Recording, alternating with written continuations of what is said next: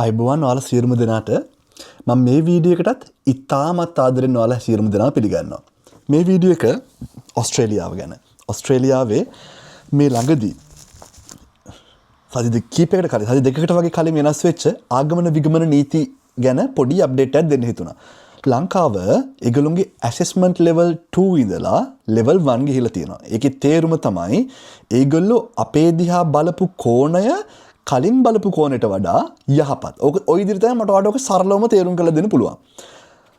ඉස්සර අතීතේ අපි දිහා not so good ඒ වගේ බැලුවා නම් දැන් නෑ මේගොල්ලෝ ටිකක් හොඳයි. දැන් මේගොල්ලෝ ඩෙවලොප් වෙන ගමන් ඉන්නේ. අපි මේගොල්ලොන්ගෙන් තව ටිකක් ස්ටුඩන්ට්ස් ලව ගන්න ඕන. අපි මේගොල්ලන්ට මේ රටට එන එක ලේසි කරන්න ඕනි. අපි මේගොල්ලොන්ගේ ඩොකියුමන්ට්ස් හොඳට බලලා ඇත්තටම එන එක ඩිසර්ව් ළමයින්ට chance එක දීලා අපි වැඩියෙන් ගන්න ඕනි. අන්න ඒ විදිහට ඒගොල්ලෝ අපි දිහා බලන කෝණය කලින් බලපු කෝණයට වඩා යහපත් විදිහට වෙනස් වෙලා තියෙනවා. අන්න ඒක තමයි බොහොම සරලව අපි level 2 ඉඳලා level 1 වලට ගිහලා කියන්නේ. අපි level 3 ඉඳලා තියෙනවා. හරිද? අන්ත අසරණ තත්ත්වයක level 3 ඉඳලා තියෙනවා. දාන visa application එක refuse වෙන තත්ත්වයට ඇවිල්ලා තිබෙනවා. universities අපි දිහා පස්සෙන් එලව documentation ඉල්ලපු කාලයක් අපිට level 3 දී තිබ්බා. level 2 මෙච්චර කල් හිටියා.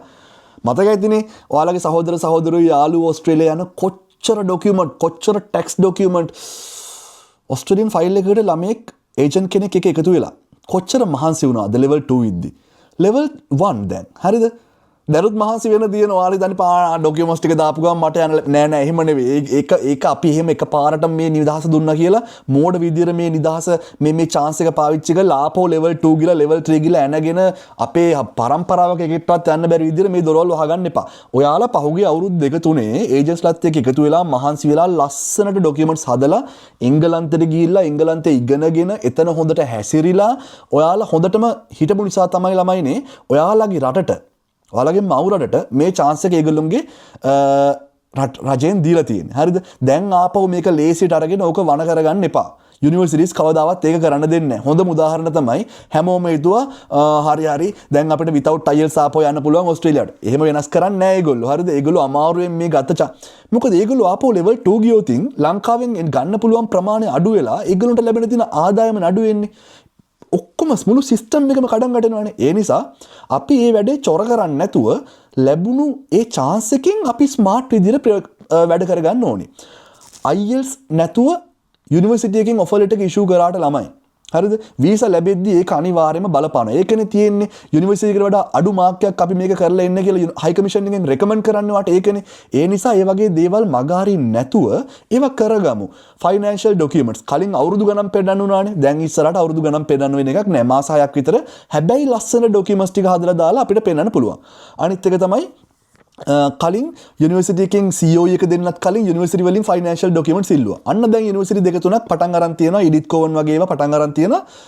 අපිට ඔෆර් ලෙටර් එක ආවට පස්සේ ඔයාලගේ ෆයිනෑන්ෂල් ඩොකියුමන්ට්ස් අවශ්‍ය නැහැ CEO එක දෙන්න. ඉනිෂියලි අපි කලින් කරපුවා වගේ අපි කරගෙන යන්. ඊට පස්සේ අපි වැඩ කටයුතු කරේ. ඒ වගේ යුනිවර්සිටිස් මාර කන්සර්න් මේකට. හරිද? ඒජන්ට්ස්ලා වෙච්ච අපිත් කන්සර්න්. අපිත් කන්සර්න් එකේ ඔයාගේ ජීවිතය ගැන ඔයා කොච්චර කන්සර්න් වෙන්න ඕනිද නේ? ඒක නිසා අපි මේ ලැබිච්ච හොඳ නම තව අවුරුදු 3ක්වත් අඩුම රැකගමු.